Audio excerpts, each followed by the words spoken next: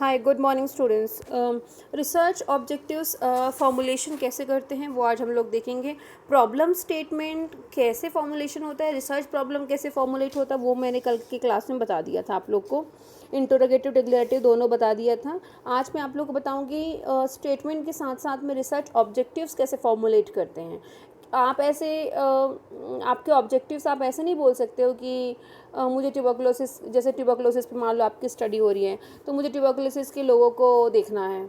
No, आपको एक proper तरीके से लिखना पड़ेगा। और रिसर्च ऑब्जेक्टिव्स लिखने के भी बहुत तौर तरीके हैं। आपको क्या से स्टार्ट करना है, जैसे हम लोग हमेशा पढ़ा है ना, पर्पस जब लिखते हैं तो टू से स्टार्ट करना पड़ता है। To find out this, to do this, ऐसे ऐसे करके हमने पर्पस लिखते हैं ना, टू से स्टार्ट करते हैं अक्सर पर्पसेस।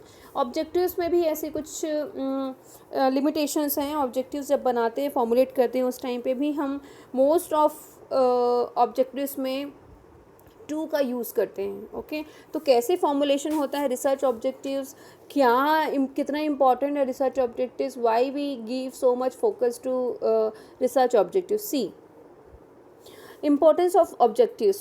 रिसर्च ऑब्जेक्टिव्स के क्या इंपॉर्टेंस हैं। Research is an organize investigation of a problem where an investigator attempt to gain solution to a problem. Obviously हम एक रिसर्च कर रहे हैं और हमारे रिसर्च का हमेशा मकसद ये होता है कि हम कोई प्रॉब्लम है उसको इन्वेस्टिगेट करके और कोशिश करें कि प्रॉपर सॉल्यूशन उसका हम उस प्रॉब्लम का दे सके। This is called the research. Understand. और रिसर्च ऑब्जेक्टिव्स, जब उस प्रॉब्लम को, जो भी प्रॉब्लम सॉल्व करने वाले हैं, उस प्रॉब्लम को सॉल्व करने के लिए हम कुछ ऑब्जेक्टिव सेट करके रखते हैं कि हम ये करेंगे, ये करेंगे, ये करेंगे तो अल्टीमेटली हमारा प्रॉब्लम सॉल्व हो जाएगा। ये हम ऑब्जेक्टिव सेट करते हैं। जैसे हम सो के उठते हैं, हमको अपने ड्यूटी करनी है तो हमारे कुछ ऑब्जेक्टिव्स होते हैं। आज के दिन में मुझे बिजली का बिल भरना है, आज के दिन में मुझे सब्जी लेके आना है, कुछ ऑब्जेक्टिव सेट करके रखते हैं ना। आज मंडे है, मंडे के दिन में ये काम होते हैं।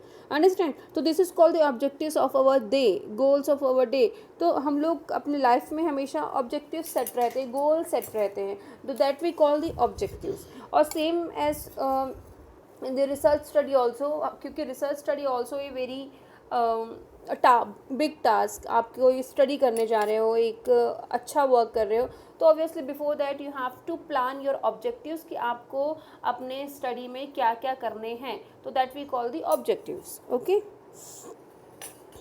in order to get the right solution, a clearly defined objectives are very very important. जब तक आपके गोल्स, आपके ऑब्जेक्टिव्स लिख के सेट नहीं होंगे, प्रॉपरली डिफाइन नहीं होंगे, तब तक आप इनको कैसे अचीव करोगे। हमें कुछ पाना होता है, तो हम वो माइंड में सेट करके रखते हैं ना, क्लियरली सेट करके रखते हैं कि मुझे आईएम्स में आईएम्स नहीं,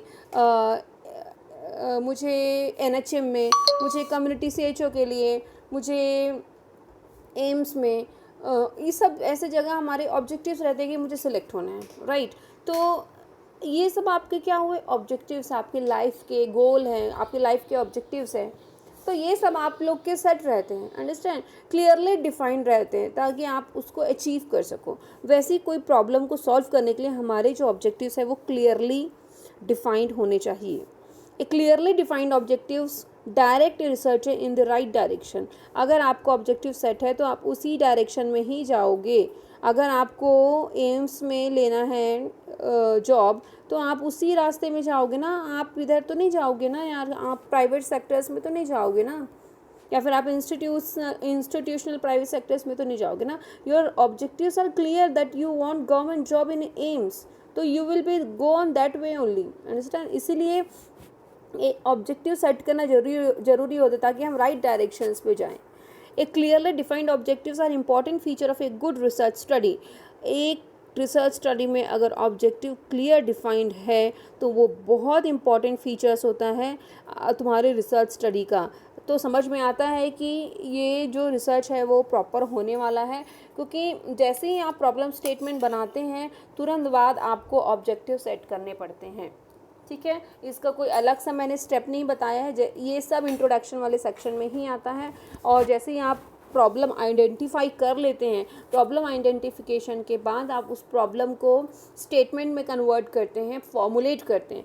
जैसे ही आप प्रॉब्लम स्टेटमेंट फॉर्मुलेट करते हैं, सेम टाइम पे आपको अपने ऑब्जेक्टिव्स भी फॉर्मुलेट करने हैं, क्योंकि आपको आपका प्रॉब्लम समझ में आ गया तो उसका ऑब्जेक्टिव्स तो डेफिनेटली समझ में आ गया होगा। इस प्रॉब्लम को ऐसे तरीके से करूँगी तो सही होगा, यही हम सेट करते हैं ना। That is only called research objectives.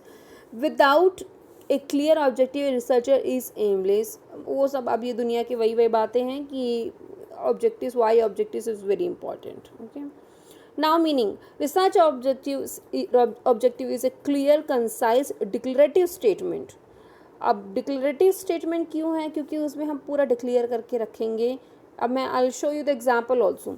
A research objective is clear, concise रहते हैं, हम बहुत 10-12 लाइन का ऑब्जेक्टिव्स नहीं लिखते, ओनली वी राइट, अगर एक ऑब्जेक्टिव तो हार्डली 1 लाइन और 1.5 line, not more than 2 or 3 line. Okay, declarative statement which provide direction to investigate the variables under the study। yes, आपके ऑब्जेक्टिव्स में जो आप ऑब्जेक्टिव्स लिख रहे हैं उसमें वेरिएबल्स क्लियरली आइडेंटिफाई कर सकते हैं, इन्वेस्टिगेट कर सकते हैं। जो वेरिएबल्स आपको इन्वेस्टिगेट करना है वो आपको क्लियरली उसमें दिखेगा। तो आपके ऑब्जेक्टिव्स में सब सारे वेरिएबल्स क्लियरली मेंशन्ड होने चाहिए। Okay, research objectives focus Research objectives focus on the way to measure the variables, such as to identify or describe the objectives of research project summarize what is to be achieved by the study। ये सब मैं आप लोग को वही meaning है सब चीज़ों का। Research objective characteristic, research objectives is concrete, मैंने बता दिया था ये कंसाइज्ड है, और डिक्लेरेटिव स्टेटमेंट होते हैं। Statement describing what the research is trying to achieve, यही क्लियरली आपको लिखना है कि what researcher want to achieve.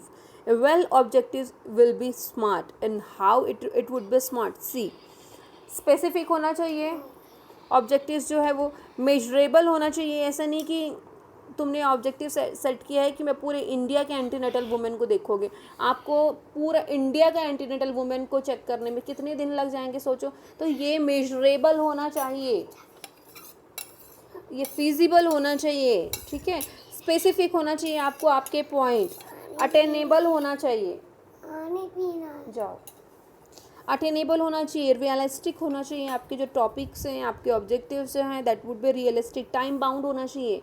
मैंने अभी एग्जांपल दिया था मेजरेबल के साथ में टाइम बाउंड। ऐसा नहीं कि आप पूरे इंडिया का एंटीनेटल वुमेन लेना चाह रही हो या फिर ट्यूबरकुलोसिस पेशेंट लेना चाह रही हो, तो ये आपको कितने साल लग जाएंगे।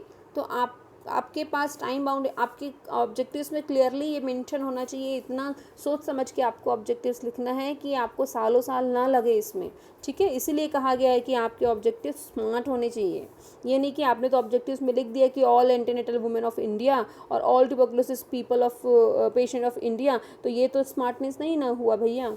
आपको थीसिस सबमिट करना है 1 साल में, 1 साल ये 6 महीने, और मैं आप लिख रहे हो पूरे इंडिया का, तो ये क्या स्मार्टनेस हुई, ये तो बेवकूफ़ता होगी। Okay, research objective should be relevant, मैंने बोला था, और जैसे हमारा रिसर्च टॉपिक होता है वो नर्सिंग प्रोफेशन से रिलेवेंट होता है, फिजिबल होता है, लॉजिकल होता है, ऑब्जर्वेबल होता है, यूनिक वोकल होता है, मेजरेबल होता है। तो सेम जैसे रिसर्च टॉपिक होता है वैसे रिसर्च ऑब्जेक्टिव्स को होना चाहिए।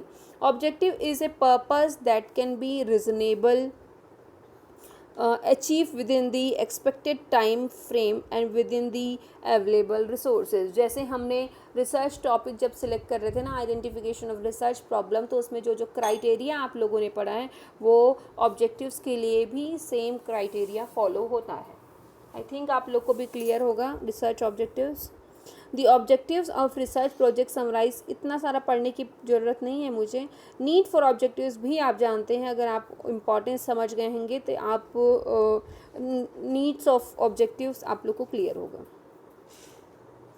मेन मुझे आप लोग को बताना है लिखते कैसे हैं, कोई ऑब्जेक्टिव सेट कैसे करते हैं। I send you the next slide.